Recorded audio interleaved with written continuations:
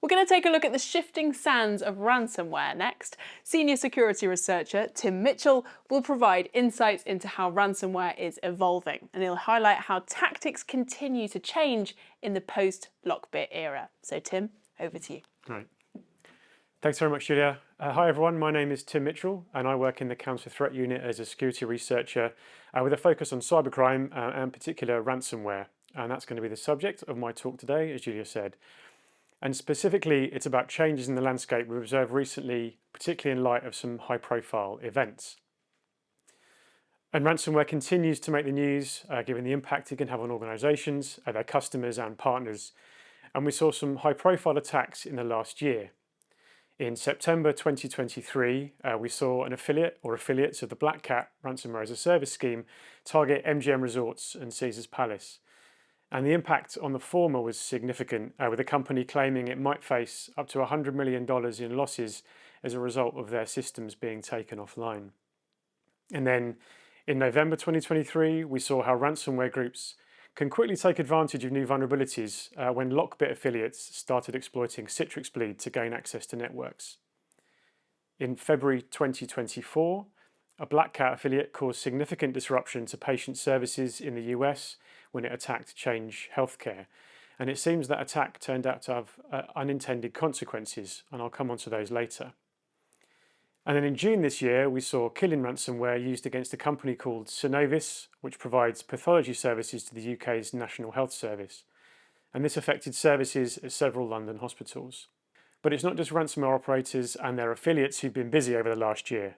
As we've heard, there have also been some significant law enforcement disruptions against cybercriminal enterprises over the last year. I take a much deeper look at some of those in another talk on law enforcement takedowns, but I want to highlight two events here as they are instrumental in telling this story about changes in the ransomware ecosystem. So first, we had the Black Cat takedown attempt in December 2023, and when the FBI seized the leak site and made a decryptor available to around 500 victims. But the impact of this appeared to be fairly short-lived. And then we saw the Opchronos occur in two phases in February and May 2024. This was led by the UK's National Crime Agency and targeted Lockbit infrastructure, affiliates and the Lockbit administrator. So let's look at the impact of these disruptions on Black Cat and Lockbit more closely. First, we have the disruption activity undertaken against Black Cat in December. The group, tracked by us as Gold Blazer, quickly re-established new infrastructure and continued listing victims, so the disruption didn't have a marked impact on victim naming. But then in March, the group appeared to perform an exit scam and cut and run with a $22 million ransom payment related to the Change Healthcare breach, and this resulted in the shuttering of the operation. Meanwhile, Lockbit was targeted in two phases. The first, in February, was an infrastructure takedown, and this had an immediate but short-term impact, with no new victims listed for a few days. And in the next couple of months, victim naming numbers remained relatively low. And then phase two took place in early May, and this stage involved identifying, indicting and issuing sanctions against the Lockbit administrator. And this prompted a significant but temporary surge in victim naming, with 77 victim names posted in one go just 2 days after the announcement. Importantly, the National Crime Agency explained that the Lockbit went from having 194 affiliates before phase one to just 69 at the time of phase two. And phase two has also likely impacted this number even further. The removal of Black Cat from the scene left even more affiliates homeless. So the question for us is, where did they go? And at face value, it looks like a lot more schemes entered the ecosystem after the Lockbit takedown, following a period of relative stability. The green bars here represent the number of schemes listing victims for the first time in particular months, and the orange line is the total number of schemes listing victims. July saw the highest ever number of schemes operating at 49, and we did also see a lot of new schemes emerge after the Lockbit takedown, 31 to be precise. And here they are. And it's important to note that we see regular fluctuations. New schemes enter the ecosystem all the time. Some are very short-lived, posting victim names for just 1 month or even just on one particular day, and then disappearing as quickly as they emerge. For example, of the 69 schemes posting victim names to leak sites in the year September 2022 to August 2023, 27 were not listing victims at all in the last year. So in this context, does this new influx of schemes really reflect a meaningful change? Is this increase any more significant than what we've seen in recent years? So let's expand this data to 2 years. And you can see a similar trend last year. The fact is, it's generally pretty quiet around the Christmas holidays. So fewer new schemes enter the market around that time each year. And that then leads to a bit of a surge in the middle of the year. Are there any other data points that help us better understand what's going on? What would be a more meaningful comparison? So let's look at how the number of schemes operating impacts the number of victims listed. The green line here is the number of victims listed in each month, and the blue bars indicate the number of ransomware schemes listing victims each month. But first, let's knock out that big March 2024 blip. And that was actually caused by a new group called Dispossessor that listed 330 victim names on only one day, but these were nearly all victims relisted from other groups, particularly Lockbit.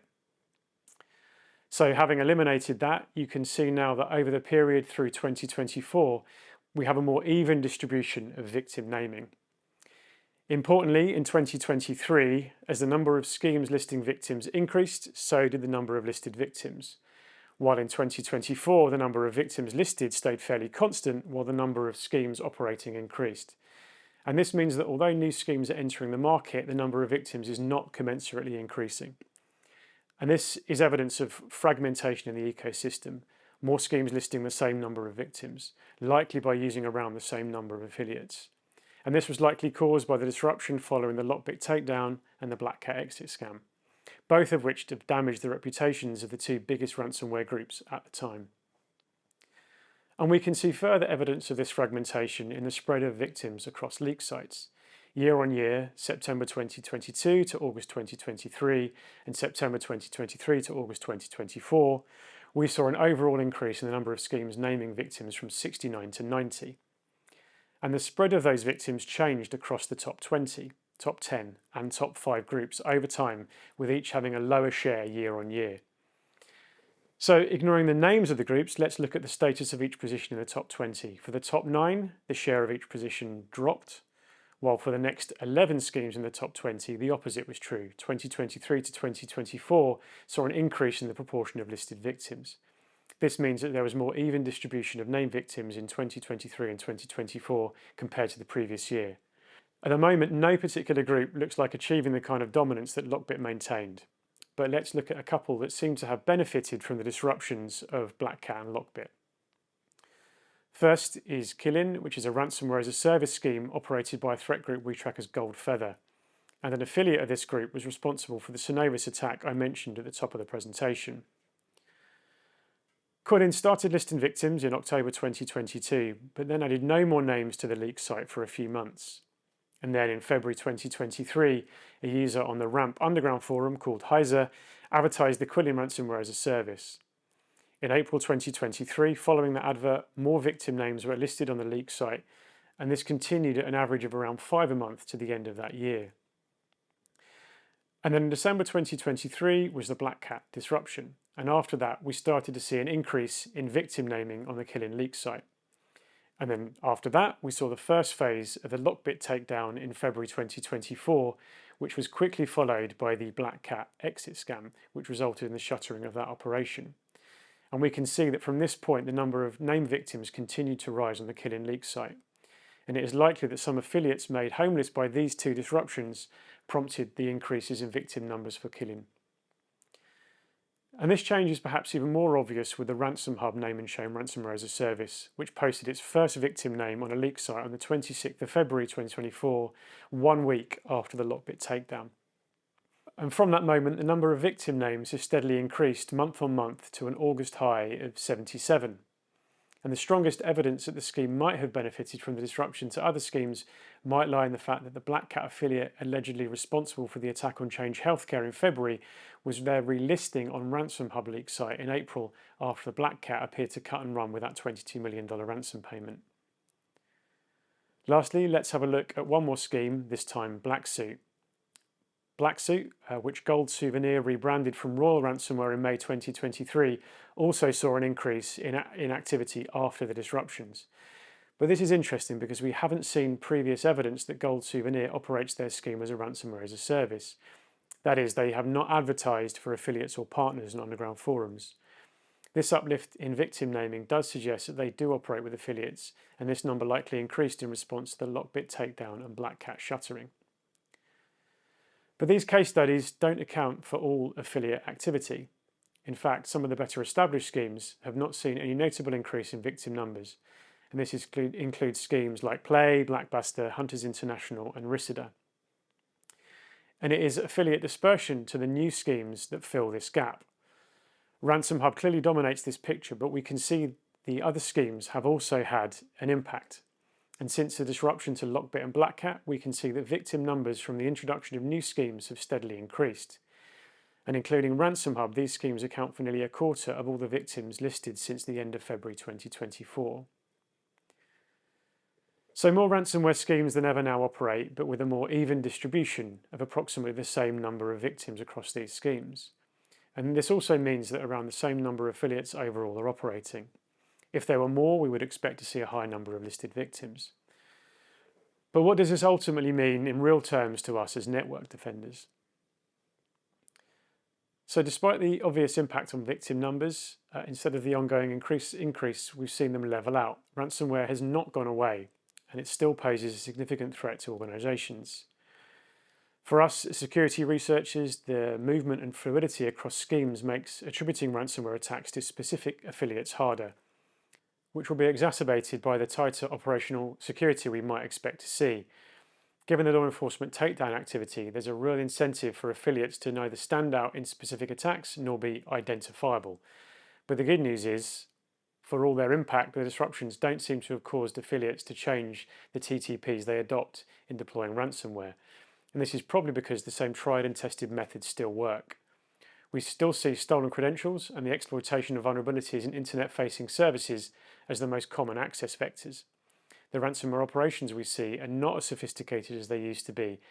We see very little custom malware. Most rely on older tools and frameworks that are readily detectable and off-the-shelf legitimate applications and native Windows utilities whose anomalous use can also be detected.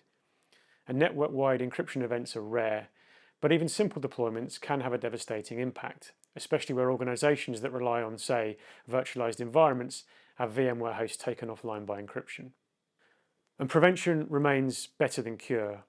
So that's ensuring you have a program to identify the potentially vulnerable services you're running and prioritize updates, robustly implement multi-factor authentication as part of a conditional access policy. And by robust here, I mean don't neglect legacy or contractor accounts, for example. And to counter the kind of social engineering we see from groups like Gold Harvest or Scattered Spiders, as they're otherwise known, we use a form of phishing-resistant multi-factor authentication. You should also monitor the network and endpoints to ensure you detect and alert malicious or anomalous activity. To enable recovery from a ransomware attack, have backups so they're compartmented from your operational network. And lastly, assume you will be targeted with ransomware and practice as an organisation how you will deal with it when the worst happens.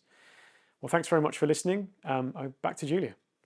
Tim, thank you so much, particularly there at the end when you're talking about these measures to prevent as the ultimate cure. Really tangible, really helpful. Thank you so much. Just one question from me before I let you go. I wanted to ask you, because earlier on in this summit, we heard from the FBI and the NCA about law enforcement takedowns.